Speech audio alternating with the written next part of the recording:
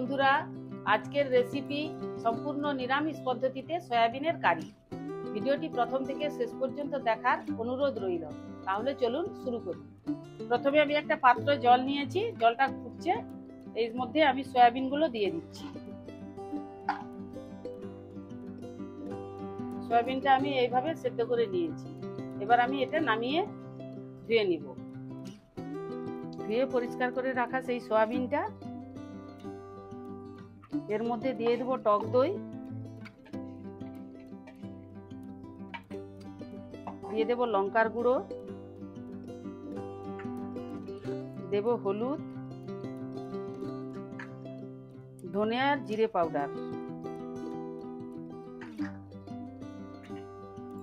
আর দিয়ে দেবো স্বাদ মতো লবণ।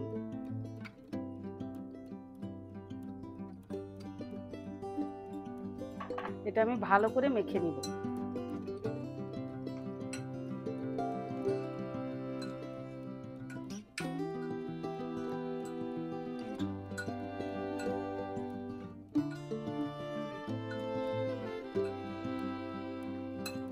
এটা ম্যারিনেশন করে ভালো করে আমি 10 মিনিটের জন্য এটা রেখে দিচ্ছি। প্রথমে আমি একটা কড়াই বসিয়ে নিয়েছি। এই কড়াইয়ের মধ্যে 1 চামচ মতো আমি বেসন দিয়ে দিচ্ছি। বেসনটাকে আমি ভালো করে ভেজে নেব।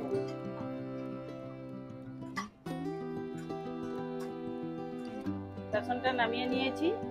এবার এই কড়াইয়ের মধ্যে আমি দিয়ে দিচ্ছি তেল।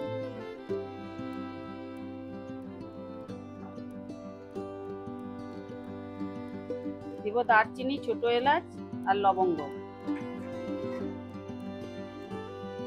এটা একটু ভেজে নিব। এই তেলের মধ্যে একটু হলুদ গুঁড়ো দিয়ে দিচ্ছি। দেব বেটে রাখা আদা,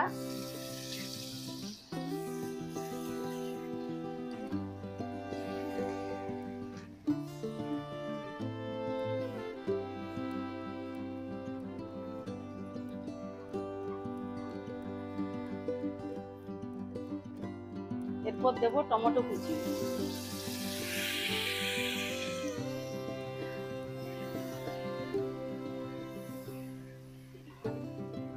এরপর দিয়ে দেব সয়াবিনের মধ্যে সেই মেখে রাখা মশলা সহ এটা দিয়ে দিচ্ছি।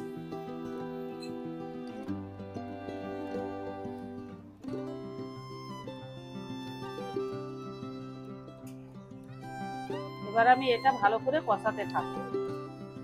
সয়াবিনটা আমি এইভাবে কষিয়ে নিয়েছি। এবার দিয়ে দিব এর মধ্যে জল। ওই সয়াবিনের বাটিটা ধুয়ে একটু জল দিয়ে দিচ্ছি।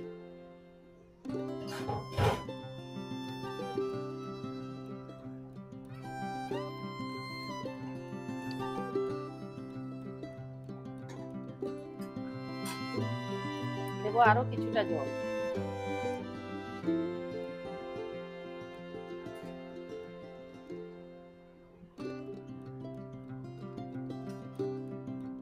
জলটা ফুটে উঠেছে। এবার দিয়ে দেবো গরম মশলার গুঁড়ো,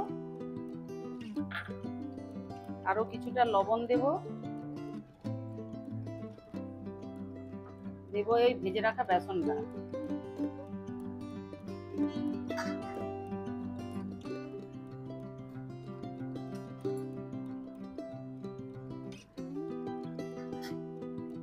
এরপর দিয়ে দেব ঘিয়ের মধ্যে ভেজে রাখা কাজু আর কিশমিশ। এটা দেখানো হয়নি, আমি ভেজে নিয়েছি।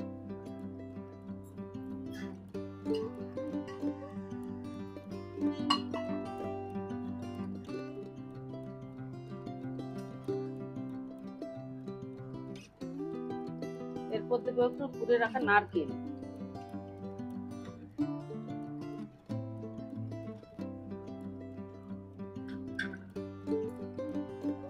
আর দেবো ধনেপাতা কুচি।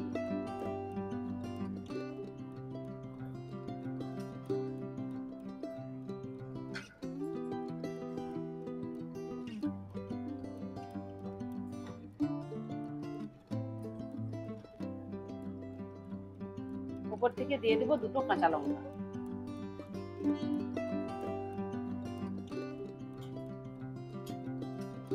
রান্নাটা আমার কমপ্লিট হয়ে গেল।